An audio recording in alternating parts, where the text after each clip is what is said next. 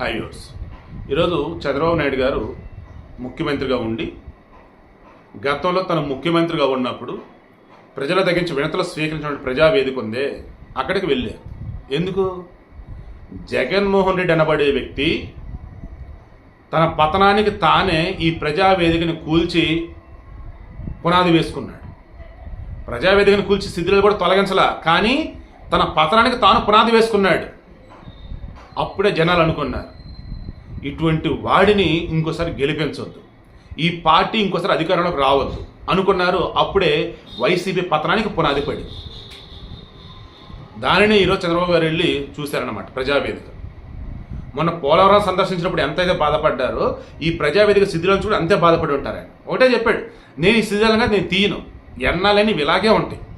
జగన్మోహన్ రెడ్డి అనబడే ఒక వ్యక్తి రాక్షస పాలన ఎలా ఉంది ఏంటి తెలియాలంటే ఈ శిథిలాలు ఇలాగే ఉండాలి. జగన్మోహన్ రెడ్డి ఏం చేయాలి? ప్రజావేదిక కూల్చినప్పుడు తొలగించాలి. అతనేంటి? రాక్షసానందం. ఒక మనిషిని చంపి ఆ మనిషి ఎదురుగా బాడీ పార్ట్స్ తెగిపడి ఉంటే రోజు అవి చూస్తూ ఆనందపడుతూ ఉంటారే, అలా అనుకోవాలి ఇంక ఈ మనిషిని. బట్ మిగతా వాళ్ళు ఏంటి?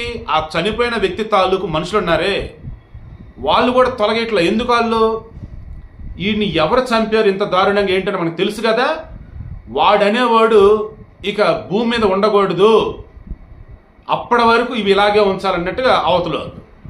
అలా ఇప్పుడు జగన్మోహన్ రెడ్డి విషయంలో జగన్మోహన్ రెడ్డి ఇక రాజకీయాల్లోగా ఉండకూడదు అన్నట్టుగా ఈ ప్రజావేదిక శిథిలాలు మనకు గుర్తు చేస్తూ ఉండాలన్నట్టుగా వీళ్ళు.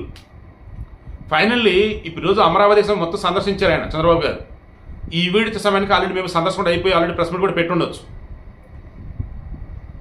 అమరావతిలో ఎక్కడెక్కడ నిర్మాణాలు ఎలా జరుగుతూ ఉన్నాయి, ఎక్కడెక్కడ ఏవేవి ఎలా ఆపన్నారు.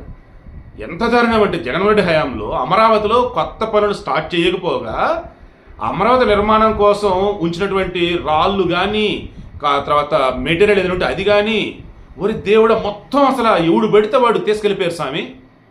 ఎంత దారుణం అసలు. ఒక నగర నిర్మాణం కోసం చెప్పి తరలించిన సామాగ్రిని ఎవడెవడో వచ్చి ఇష్టం తీసుకెళ్ళిపోయాడంటే ఏంది అసలు? కుక్కలు చెప్పని ఇస్తారా? లేదన్నప్పుడు ఒక అర్హత లేనటువంటి వ్యక్తిని పదవిలో కూర్చోబెట్టేందుకు వాడిచ్చిన బహుమతి. ఒకప్పుడు అమరావతి ఎలా ఉండింది, ఈరోజు ఎలా ఉంది? ఒకనాడు అమరావతి నిర్మాణం జరుగుతూ ఉన్నా కానీ మొత్తం కూలి వాళ్ళు, పని వాళ్ళు, అధికారులు, తర్వాత ఆ పనులు చేస్తున్నా సరే మొత్తం లైట్లు వెలుతురులు day and night. Jaganmohan Reddy హయాంలో మొత్తం చీకట్లన్నాయా, ముళ్ళ కంచెలన్నాయా.